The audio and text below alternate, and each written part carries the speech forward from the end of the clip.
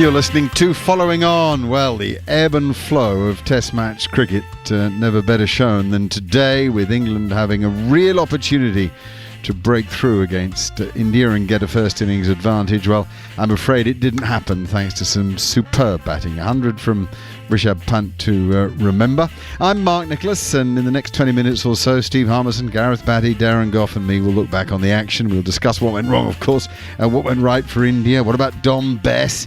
And is there any chance of England finding their way back into the game tomorrow, the third day? Yep, plenty to discuss, because you're listening to Following On.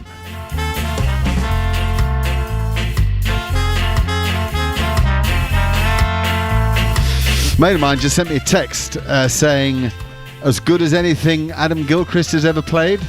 And I absolutely think it was. In fact, I think given the position in which India found themselves, I would say it was a near perfect innings. Suck it up to begin with, milk it a while, and then take it apart. Is that fair, Goffey? Absolutely fair, Mark. Brilliant knock. And listen, I was on the end of some of Adam Gilchrist's innings, one at Edgbaston, where he absolutely took everyone to the cleaners, six after six. But the big difference there being Australia weren't in such trouble as they were here. Oh, exactly. He was merely rubbing salt into the wounds, wasn't he? Absolutely. And he did most Gilchrist, He did most of the time, didn't he? Because they had an unbelievable batting lineup. But in these conditions, with a ball offering for the seamers, which we've seen, and there's a turn and bounce for the spinners, to come in and play like that was absolutely fantastic to watch. And as I said, I was glued. I went out there to have a little rest and total break from cricket, but watching him back was superb. Okay, I'd love to hear from Rishabh Pant. He's being interviewed on TV. We can't do that right now unless we can record it and turn it around or something like that. But what we can do is talk to England's spin bowling coach, Jitan Patel. Jitan, hello. Hello, how are you, Mark? Excellent, thank you. Very good, very disappointed for you guys. You really put in a proper shift today. I mean, you gave it all you had to claw your way back into the match, but in the end, a brilliant innings took it away from you. Yeah, I mean, it's a fantastic knock again from Rishabh Pant, 101. You know, I think at that tea break, we were in a great position to really sort of grasp that game, and he took us on. He went the other way and played the aggressor, and look, he played some fantastic shots and thoroughly deserved the 100 he got. Yeah, when Ashwin chipped it to mid-wicket, it was 146 for 6, and that was really the time to open the door. Look, I have to ask a very difficult question of you, but it has to be done. The attack looks a bowler short to all of us, and in addition to looking a bowler short, Dom Bess is having a rough time. Yeah, he hasn't had the greatest of games, I suppose. I think he really wanted to come back into this group and improve his worth, and it probably hasn't gone his way. I mean, you can't take away from what Jimmy and Stokesy did this morning in terms of the way they bowled with that new ball was superb, and then Leachy backed him up. And it just didn't work full Bessie's way. I mean, that decision right on tee against Rishabh Pant, it could have gone either way. I think everyone can understand that, but that's also cricket, and we've got to move on from that and look at other ways to take wickets. And as I said before, I mean, if a guy comes out and plays like that, sometimes you just got to sit back and applaud him for it. But I am asking a wider question. It's a great political answer there. I'm asking a wider question, which is that if you go into a match with only 3 frontline bowlers or 2 frontline bowlers, Ben Stokes with a stomach problem and a knee problem ongoingly, and Dom Bess in uncertain form after a very difficult month during which time he was left out of the side, there is an element of risk, and I wondered if that put Dom under even more pressure and expectation, perhaps. I mean, there is an element of risk, you're right, and that was also discussed prior to the game, but I mean, ultimately Bessie's picked in the side to bowl as well as he has done before, and I think the trust was there for him to go and do that. It didn't work out that way for him, and look, I'm not trying to beat around the bush with it. It just didn't work out. The reality is, you're right, with Jimmy Anderson as your number one seamer, Stokesy, who hasn't bowled as much as he probably would have liked throughout the series, have to take on that second seamer role and bowl 22 overs already. It's difficult. I think within that, there were opportunities for us, and they did create good opportunities initially. It just, as the day went on, it did wear us down. And and that sun got hot, and as India does, that last session is difficult, and it's certainly tough for us. So the question now is A, how's the dressing room? That's question one. Very tired. Tired, yeah. Okay, tired's a good answer. And question two, can it lift itself to find the truly deep set commitment and positive attitude to tomorrow morning to knock 3 over and bat like geniuses in the second innings and maybe make something of the game? Mate, it's going to have to, Mark, and that's just the thing. I mean, this team has come from tough positions before and had success, and it's another opportunity for them to do that. And yes, we keep talking about an opportunity and how great the chance is to go and, I suppose, showcase their skills. But tomorrow is a huge day, just like every other day of cricket is in India. Tomorrow morning is the biggest session of the game for us. Okay, one last question, and I know you've got other interviews to do, but you can give me a quick answer. The pitch, our view is it's a very good pitch for Test match cricket and fair to both sides. Is that your summary? Fantastic wicket, mate. I think both teams didn't really realise it was going to play as well as it has so far. It's had pace, bounce, it's nipped around a little bit, and now it's started to spin. That's exactly what you want, and I suppose you'd expect on day 3 in India. Lovely. Thank you for your time. Appreciate it. Cheers, Mark. Thank you. Okay, Gene. Take care. Okay, well, there you have it. It hasn't worked out. That's the quote you take out of that. It hasn't worked out. Does that mean that selection is culpable, or we just move on? Are we banging a boring drum if we continue to talk about that? Goffey? When it comes down to selection, I think if they're going to be honest, we are a bowler short. He didn't want to say it cheating, did he? He just got the job full time, Mark. Realistically, we are a bowler short, and Dom Bess is going into it with a lack of confidence. I think that's obvious. It's not saying anything that nobody else has not said, and I think Ben Stokes, you could see that last spell, couldn't you? He just ran out of fuel. He was on empty. He was sore. You could see with his body language, and that's not Ben Stokes. Ben Stokes is up and at you from ball one right to the end of play. But that's a lot of overs to bowl in those conditions. And he tired. And we were a seamer short. Seamer short, without a doubt. His figures, and he bowled really well in the first half of the day. 22 overs, 6 maidens, 2 for 73. Anderson, 20 overs, 11 maidens, 3 for 40. And then Leach, 23 overs, 2 for 66. Bess, 15 overs, none for 56. And Root, 14 overs, none for 46. They kind of tell a story. I'll turn our attention now to the innings from a bowling point of view. Steve and Gareth, a fast bowler and a spinner. A guy like Rishabh Pant's difficult to bowl to because he's got every shot in the book. And so you almost want him to play them because that gives you a chance. Once he uses his talent to play within himself, set himself properly, get to understand the pitch, the light, etc., the opponent. In other words, if he beds in, he's a formidable opponent, isn't he?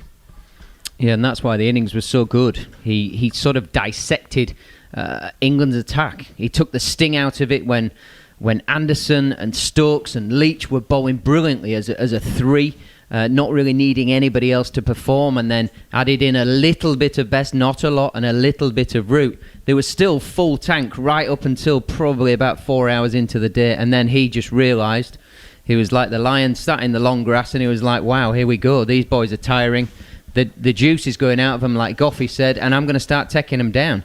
And there ain't many players around the world that have the ability to flick the switches, to have the skill sets, to be able to play whatever is required in front of them, to have the power to whack it out of the ground, to then have the patience and skill to defend the good stuff. And he just showed what potential he has in the world of cricket. The world is at his feet if he keeps using his skill and his mind like he did today. I mean, it's frightening how good he could be.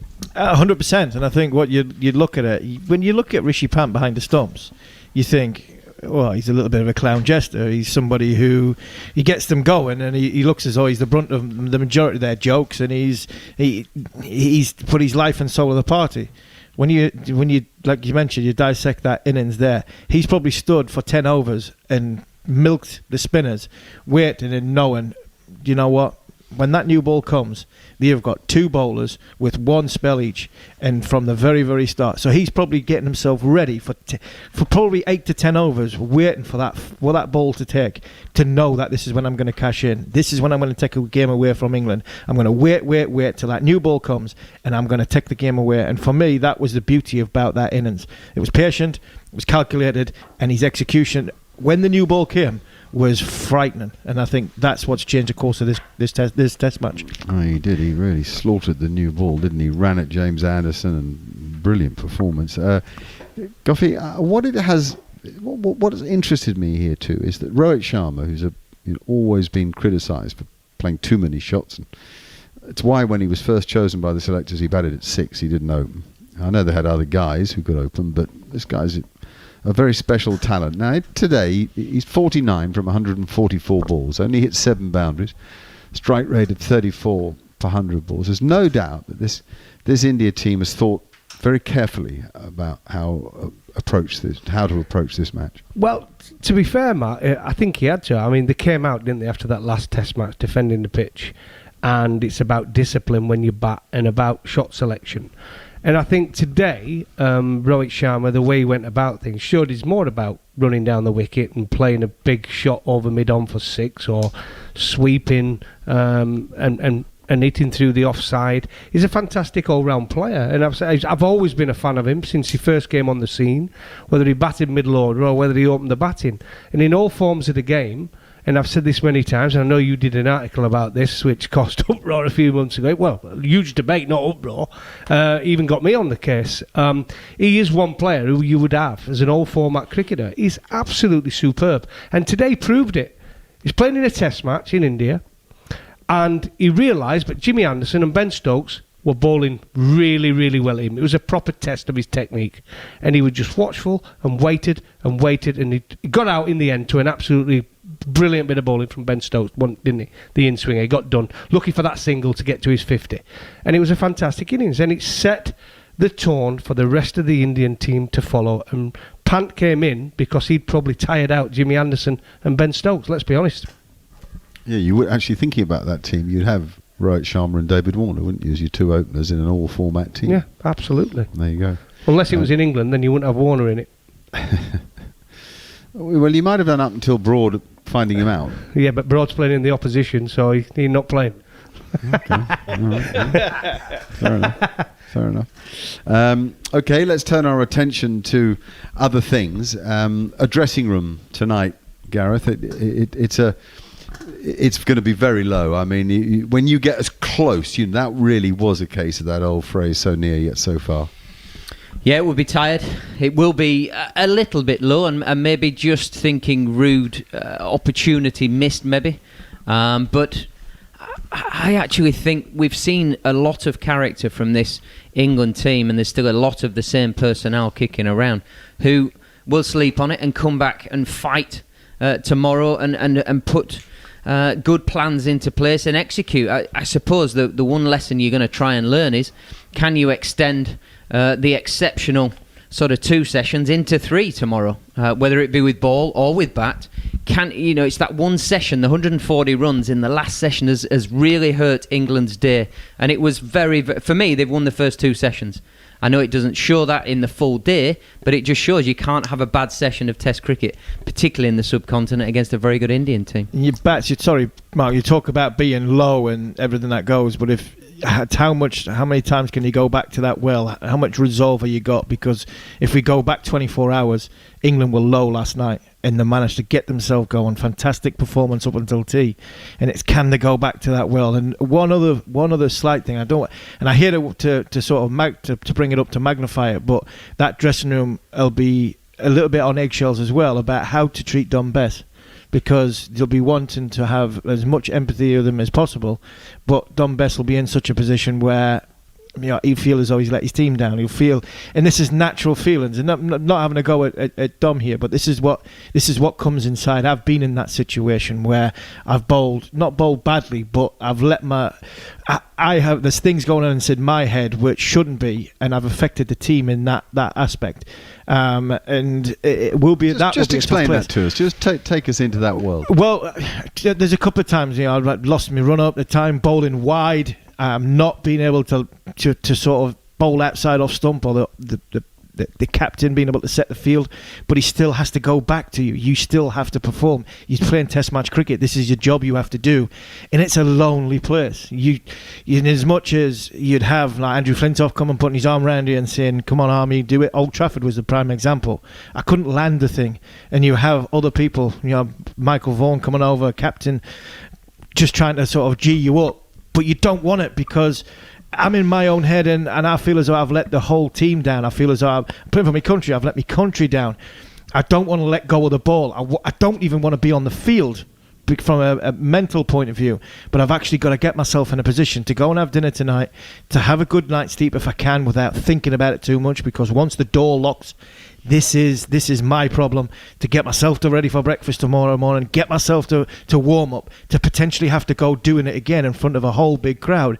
It's a lonely, lonely place, and as much as you can have all your teammates around you, it's you and it's inside. And how many times, Bats, you've talked about the bowling action today, you've talked about his run-up, he's letting go of the ball. It's got nothing to do with that. It's between the ears.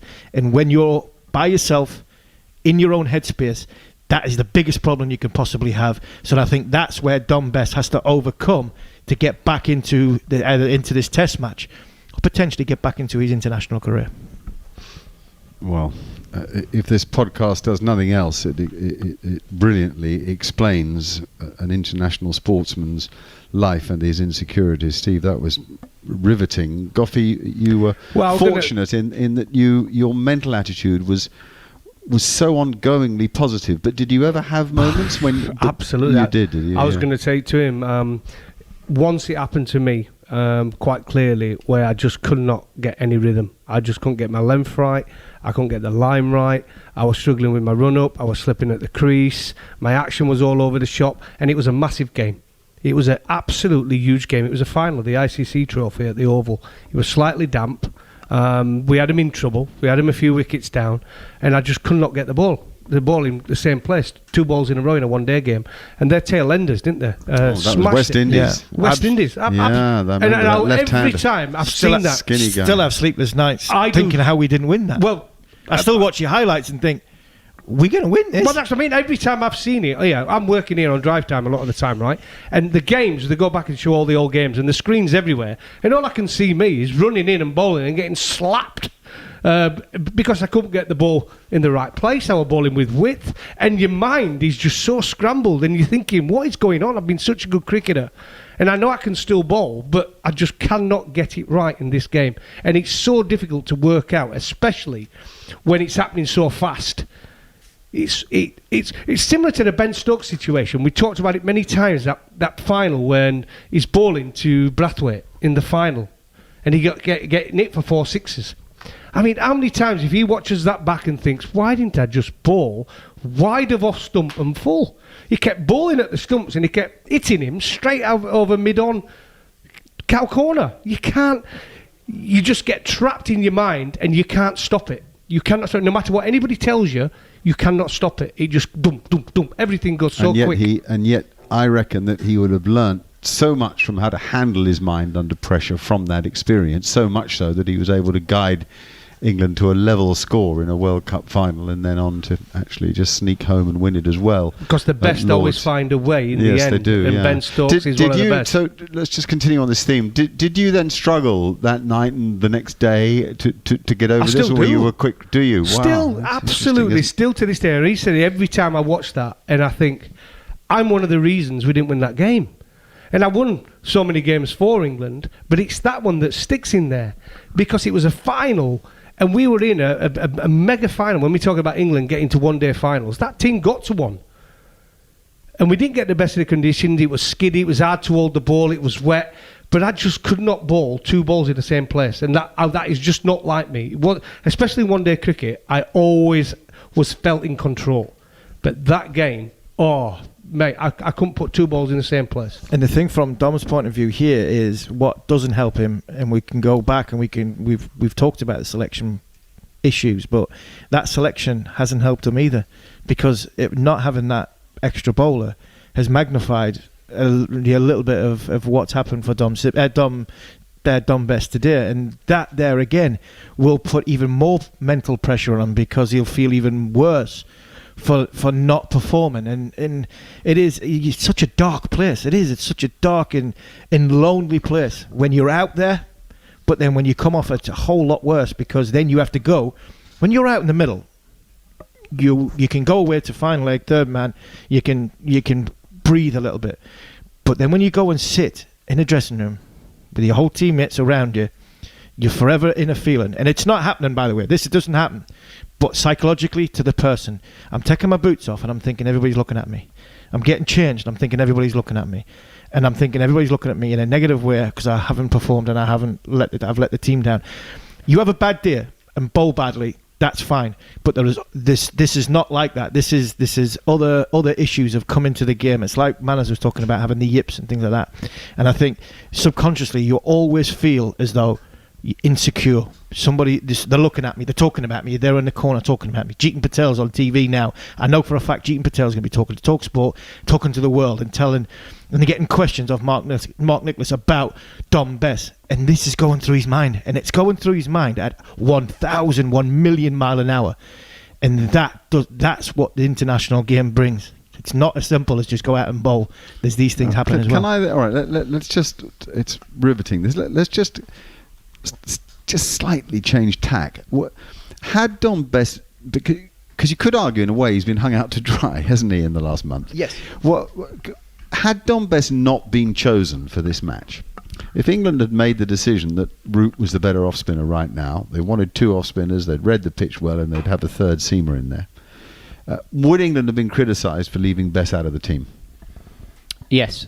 They would, wouldn't they? But England have chucked him under the bus. They've gone for the easier option in my eyes by saying, we know this lad probably isn't quite right, but we're going to get nailed if we don't pick our out-and-out spinner. So we're going to go with that, and we're going to say, well, he's a professional sportsman, he's a professional cricketer for England, and go for it. And that happens a lot. He won't be the first, he's not the first, sorry, and he won't be the last. And I think that is magnifying the things that Stephen and Goffey have touched on there. And the biggest thing that seems to always come back with these sort of conversations is the control that you don't have in so many aspects of normal functioning parts of your body plus life, that you just completely lose that element of control. And that's why it's such a dark place, as Steve says, because it's just you, and you're kind of like, wow. Normally there are so many other people who can help you out in life, particularly a team sport, but in this instance, no chance. It's you're on your own sort of scenario. And then when you come back the next day, it's even harder, because you thought about the night before, you think how it's finished that night, and then you have to start again the next day. And the pressure he'll be feeling, if he starts tomorrow, he won't, will he? If he opens the bowling tomorrow, the pressure he'll be feeling immediately at the start of the day would be, it's an horrible feeling. And I think we've kind of just about summed that up. You've hit the nail on the head, Mark. It isn't just today. This happened probably 2 or 3 weeks ago, and it's been building up and building up and building. That's why it's as bad as potentially we think it is. To be fair, Dom Bess was chucked under the bus the minute the whole hullabaloo with Moeen Ali. The minute they asked Moeen Ali to stay was when Dom Bess was going under that bus. Yeah. And that for me was a downward spiral for a young kid who has played very few test matches, who has been out there. He's averaged 22, by the way, with a ball. Is that big games for him? 17 wickets. 17 wickets in 3 games, 22. He's sat and watched for the last 2 or 3 weeks. All he can think about is about Moeen Ali staying. Everybody's wanting Moeen Ali to stay, and then they're talking about me shouldn't have played, and the pitch and everything like that, and that's culminating to a day's cricket that we've getting today. I feel so sorry for the kid. I really do.